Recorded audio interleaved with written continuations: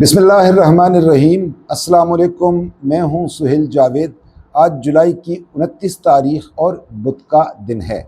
America और Saudi अरब ने Iraq में ईरान नवाज ग्रोहों के ख़िलाफ़ ड्रोन हमले और फ़िज़ाई कार्रवाइयाँ की हैं, जिसके नतीजे में ईरान नवाज ग्रुपों को शदीद नुकसान पहुँचा है और मुतअद्दिद हलाकतें हुई हैं।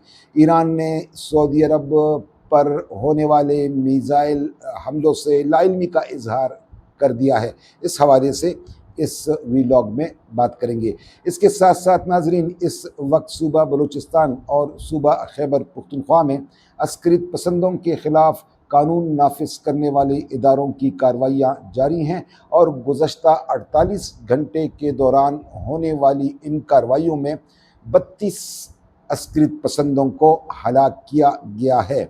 इस हवाले से भी इस वीलॉग में बात करेंगे। इसके साथ साथ नाजरीन, अफ़गानिस्तान में सेहत के 570 तिब्बी मराकज़ को बंद कर दिया गया है, जिससे अफ़गानिस्तान भर में सेहत का बहरान बेकाबू हो गया है और बीमारियों में गैर मुतवक्का तौर पर इजाफ़ा हो रहा है, जिसकी वजह से अमवात का भी ख़दशा ज़ाहिर किया जा रहा है। इस हवाले से भी इस वीलॉग में बात करेंगे। इसके साथ साथ नाजरीन, गुज़श्ता रोज़ अफ़गानिस्तान में गाड़ी पर फायरिंग के नतीजे में BLA की खातून कमांडर शहनाज बलोच, जो शदीद ज़ख्मी हो गई थी, वो हस्पताल में ज़ख्मों की ताब ना लाते हुए दम तोड़ गई हैं। इस हवाले से भी इस वीलॉग में बात करेंगे। इससे कबल नाजरीन कि मैं अपनी इस वीलॉग की तफसीलात आप तमाम दोस्तों से शेयर करूं, मेरी आपसे गुजारिश है कि वो दोस्त जो मुझे देख रहे हैं और सुन रहे हैं और इन्होंने अभी तक इस चैनल को सब्सक्राइब नहीं किया है, तो इनसे गुजारिश है कि वो इस चैनल को सब्सक्राइब करें। नाजरीन, इस वक्त मशरक़ी वस्ता की सूरत हाल काफ़ी पेचीदा होती जा रही है और गुज़श्ता रोज़ अमेरिकन सेंट्रल कमांड और सऊदी अफवाज ने इराक़ पर हमले किए हैं। बताया ये जा रहा है कि ये हमले सऊदी तेल तनसीबात में किए जाने वाले हमलों का रद्द-ए-अमल हैं। इस हवाले से बताया ये जा रहा है कि ईरान नवाज ग्रुप जो इस वक्त इराक़ में थे, इन पर ये बमबारी की गई हैं और इनके ठिकानों को मलयामिट कर दिया गया है, जबकि मुतअद्दिद असलहा के ज़खायर को भी तबाह किए जाने का दावा किया जा रहा है। नाज़रीन, इस वक्त मशरक़ी वस्ता की सूरत हाल, जैसे कि मैंने शुरू में कहा, कि काफ़ी पेचीदा होती जा रही है। इस जंग में यूक्रेन ने भी एंट्री मारी है और यूक्रेन की तरफ से भी ईरान पर गुज़श्ता दिनों हमला किया गया था, जो कि इस बात का वाज़ेह इशारा था कि ये जंग अब फैलती हुई दिखाई दे रही है, क्योंकि ईरान ने भी यूक्रेन को जवाब देने का ऐलान कर रखा है। इसके साथ साथ गुज़श्ता रोज़ अमारात की जानिब से भी ईरान के शहर तेहरान पर हमले किए गए। इसका जवाब भी ईरान ने कहा कि वो देगा। इस सारी सूरत हाल को मद्देनज़र रखें तो आज इसराइली वज़ीर-ए-आज़म नेतन्याहू और अमेरिकन सदर डोनाल्ड ट्रंप के दरमियान एक मुलाकात भी होने वाली है, जिस पर दुनिया भर की नज़रें इस वक्त जमी हुई हैं और इसकी बुनियादी वजूहात भी यही हैं कि ये दोनों रहनुमा मशरिक़ वस्ता के मुस्तक़बिल के हवाले से आज ये क्या फ़ैसला करेंगे। क्या ये जंग रोक दी जाएगी या इसे मज़ीद फैला दिया जाएगा। अगरचे अभी तक आसार यही हैं कि मशरिक़ी वस्ता की जंग रुकने की बजाय इस वक्त फैलाई जा रही है। अमेरिका इस जंग से बड़े हुनरमंदी के साथ निकलना चाहता है और इसराइल इस खित्ते में जो खेल खेल रहा है, इस वक्त उसे इसमें कामयाबी दिखाई देती हुई नज़र आ रही है, क्योंकि इसराइल का बुनियादी मकसद ही यही है कि अरबों की मईशत को तबाह बर्बाद किया जाए और इन अरबों को आपस में गुत्थम गुत्ता कर दिया जाए, ताकि ये लड़ते रहें और मशरिक़ी वस्ता पर न सिर्फ इनकी इजारादारी कायम रहे, बल्कि ग्रेटर इसराइल के लिए जो मंसूबा इन्होंने बना रखा है, इस पर भी आसानी से अमल किया जा सके। नाज़रीन, इस वक्त मुल्क भर में सिक्योरिटी फोर्सेस की जानिब से वतन दुश्मनों के ख़िलाफ़ कार्रवाइयाँ की जा रही हैं और ये कार्रवाइयाँ बिलखुसूस बलूचिस्तान और खैबर पख्तूनख्वा में इस वक्त की जा रही हैं, जहाँ पर अस्करियत पसंदों की मौजूदगी की इत्तलात हैं।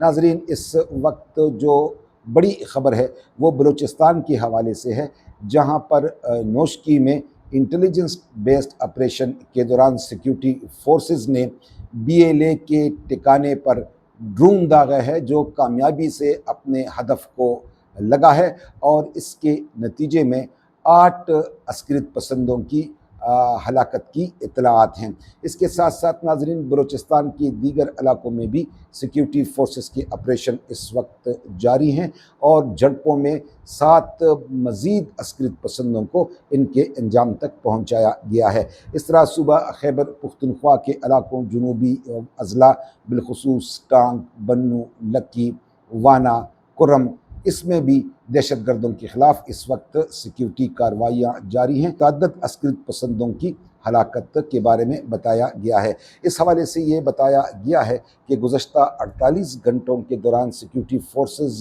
की कार्रवाइयों में मजमूई तौर पर 32 अस्कृत पसंदों को अपने अंजाम तक पहुँचाया गया है और इनके कब्ज़े से बड़ी तादाद में असलहा और गोला बारूद और बड़ी मकदार में धमाका खेज़ मवाद भी बरामद हुआ है, जो कब्ज़े में ले लिया गया है।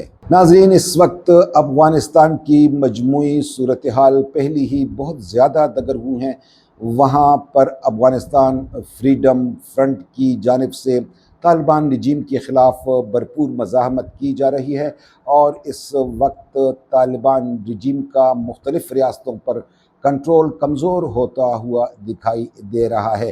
अफ़गानिस्तान में इस वक्त बड़ी तादाद में बाहर से आने वाले अफ़गान महाजरीन आ रहे हैं और इनके लिए जो रिहाइश के इंतज़ामात हैं उसमें काफ़ी तकालीफ़ का सामना बर्दाश्त करना पड़ रहा है। इसके साथ साथ जो खुराक की कमी है, ये बहुत बड़ा मसला वहाँ पर बनता जा रहा है और ग़ज़ाई बहरान की वजह से इस वक्त अफ़गान बच्चों की हलाकत की रिपोर्टें भी सामने आ रही हैं। अब वहाँ पर सेहत के 570 मराकज़ को बंद कर दिया गया है, जिससे ज़ाहिर होता है कि तालिबान रजीम अपनी कौम को सेहत की बुनियादी सहूलतों से महरूम रखना चाहती है और इन 570 तिब्बी मराकज़ की बंदिश से इस वक्त मरीज़ों को शदीद मुश्किलात का सामना है।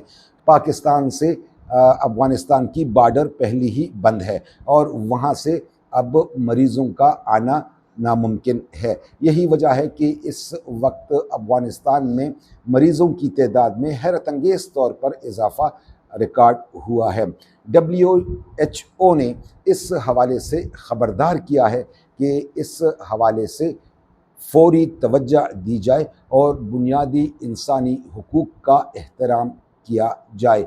WHO के मुताबिक इस वक्त अफ़गानिस्तान में हेपेटाइटिस B और हेपेटाइटिस C के अमराज तेज़ी से फैल रहे हैं, जो अफ़गानियों को मौत के मुँह में ले जा रहे हैं। इस हवाले से फ़ौरी इक़दामात का मुतालबा किया जा रहा है ताकि अफ़गान बीमारों को तिब्बी सहूलियात की फ़राहमी यकीनी बनाया जा सके।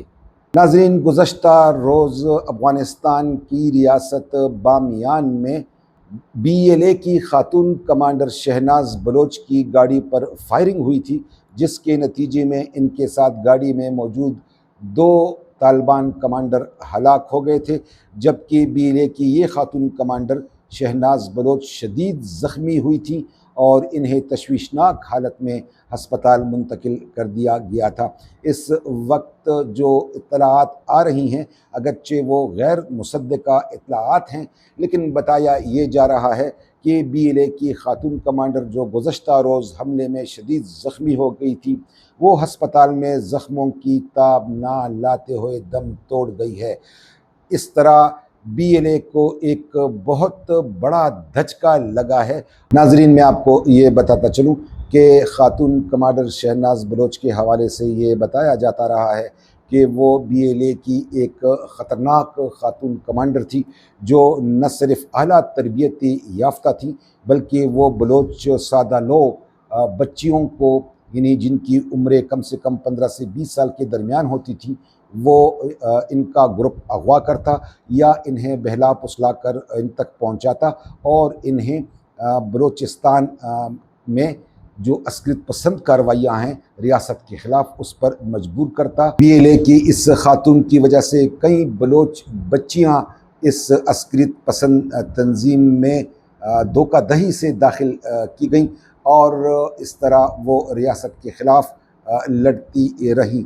बलोच कमांडर शहनाज बलोच भी रियासत से लड़ने का दावा कर रही थी, लेकिन आज अफ़गानिस्तान में उनकी हलाकत की इत्तला है।